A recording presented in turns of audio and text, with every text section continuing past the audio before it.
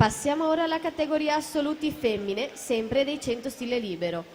Sono previste 5 batterie. Nella prima troviamo Marisol Gasparini in corsia 1, Margherita Dell'Orto in 2, Ilaria Trevisioli in 3, Lara Serettini in 4, Gaia Mauro in 5, Giorgia Morosini in 6, Amira Matnane in corsia 7. Francesco Peron, Sporting Club Noale, corsia 4, di lui abbiamo già parlato molto in questa manifestazione.